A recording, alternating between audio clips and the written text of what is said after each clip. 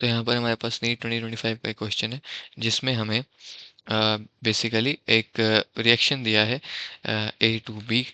इसमें एक ए गैस है और उससे 2 मोल्स ऑफ बी गैस मिल रही है, और हमें बैकवर्ड रेट कांस्टेंट बताया गया है is higher than the forward rate constant by a factor of 2500। And हमें यहाँ पे टेम्परेचर दिया है, आर की वैल्यू दी है, and we have been also ना we have not been given that KP निकालना है हमें फिर इसके बाद for the reaction at 1000 Kelvin's.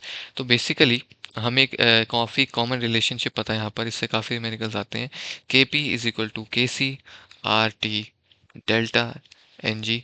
यहाँ पे के पी हमें कैलकुलेट करना है, एंड के सी हमें अगेन गिवन चीज़ों से निकालना है। It is basically our equilibrium constant,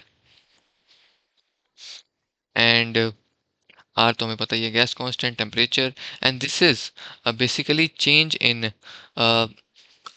moles of gas.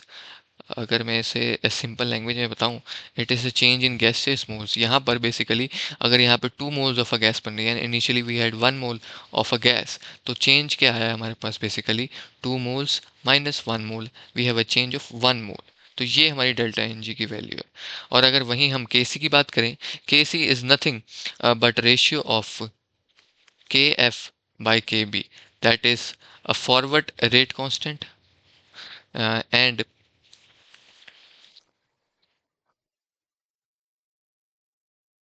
kb is nothing but backward rate constant।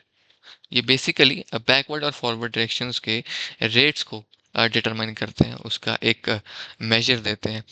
तो यहाँ पर अगर हम देखें इस क्वेश्चन में, it is given that backward rate constant is a factor और rather 2500 times the forward rate constant, जो कि हमें इस लाइन में बताया गया is higher than the forward reaction rate by factor of 2500। तो basically K B is equal to 2500 times K F, and K F by K B is nothing but 1/2500। अब इसको हम यहाँ रिप्लेस कर सकते हैं, and we would get our value for K C which is nothing but K C is equal to K F by K B, जो हमने calculate किया था 1/2500 के इक्वल। अब हम इसे अपने रिलेशनशिप में डाल देते हैं, जो भी हमें पता है। हमें डेल्टा एन जी की वैल्यू भी पता है, दैट इज़ 1।